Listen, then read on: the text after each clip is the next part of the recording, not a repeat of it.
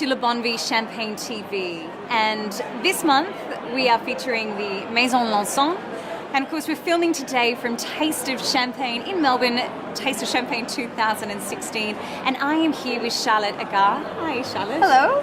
You're representative of Lanson in Australia. Yes, I'm representing Lanson. I've just arrived in Australia and I'm loving it here. It's great country, great people and great climate, so... Perfect. Do you think you'll ever go home? No. The French will For say sure. that. And just a little bit about Maison Lanson. Yes. Now, it has a long history. Yes. When was the Maison founded?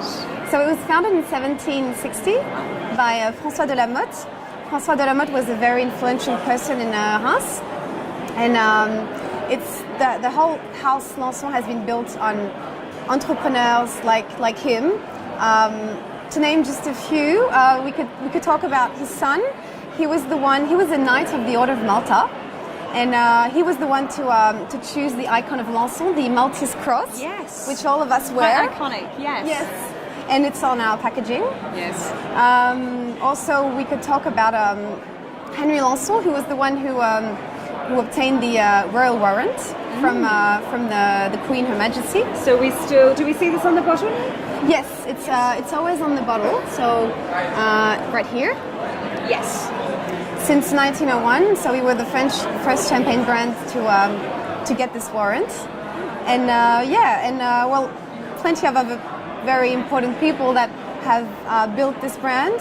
But today it's still family run. It's run by three families actually: Bijou, Boiselle, and Paillard.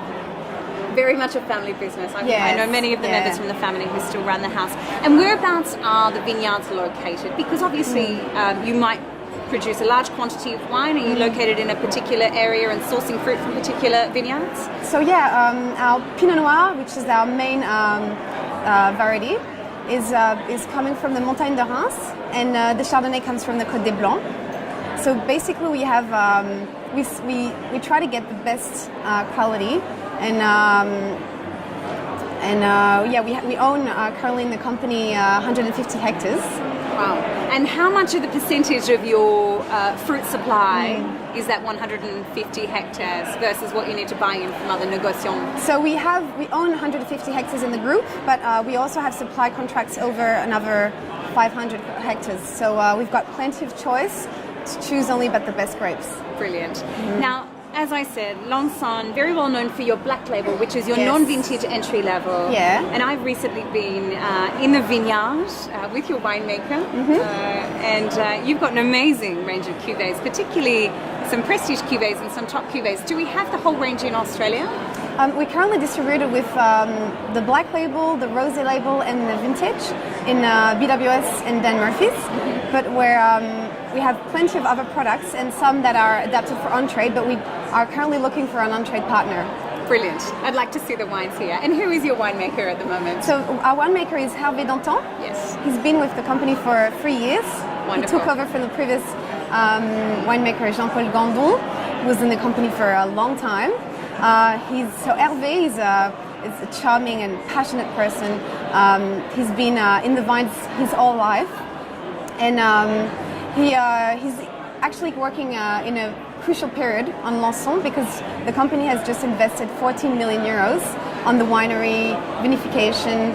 So he's been working very hard to make this happen, to improve the blend and the supply. I'm very impressed with the direction of the house. Yes. Things are looking very exciting and very good for Lanson. This month we are focusing on Lanson Gold Label, Yes. which is your vintage wine, Yeah, and the exactly. vintage is 2005 for this month. Let's talk a little bit about the Lanson style, and then we can talk about this particular cuvée that's coming out to club members this month. Sure. What's characteristic of the Lanson style? So what's characteristic is that we do not practice the malolactic fermentation. We're respecting the fruit and we're not adding any bacteria inside. So we're not going to the milky, creamy notes you usually get with this malolactic fermentation. We've taken the choice to stay on the traditional winemaking method, and it brings a lot of freshness to the wine. Usually we talk about zesty, citrusy kind of aromas. Mouth-watering, really. So in the end, it's the perfect aperitif champagne brand. Perfect to have at any time of the day, really. So yeah, and malolactic fermentation is really the style of the house, and we've kept with this choice for all the beginning. And then, of course, you are also stainless steel focused, so making sure that the primary fermentation and the aging of the wine is in stainless steel. So again, focusing in on the pristine nature of the fruit. Yes, we currently the fermentation happens only in stainless steel tanks. Although the winemaker has been making a few changes, and he's currently starting to age some of the reserve wines in wooden barrels, which is quite new. So there is going to be in the future a bit of exchange with air, but for now it's still stainless steel tanks and just focusing on the fruit. And the 2005 vintage? Yes. Can we talk a little bit about this wine? Okay, so our 2005 vintage is half Pinot Noir, half Chardonnay. Only Grand Cru, so for Chardonnay and Pinot Noir. From 2005, which was an exceptional year, and still the non-malolactic fermentation, so a lot of freshness.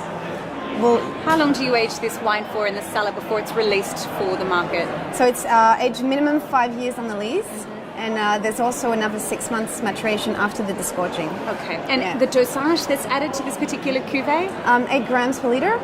Wonderful. So quite low.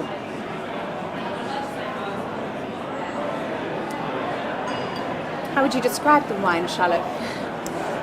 Well, I'd say it's a very full-bodied champagne.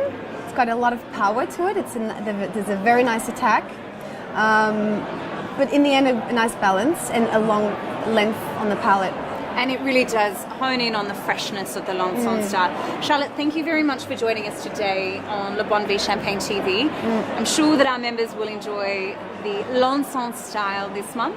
We are looking at the concept of more reductive winemaking versus oxidative winemaking, and it's important to note that Lanson does not consider themselves in the reductive style of winemaking, but really focusing in on the purity, freshness, the fruit, stainless steel, and clean pressing of fruit in their winemaking technique.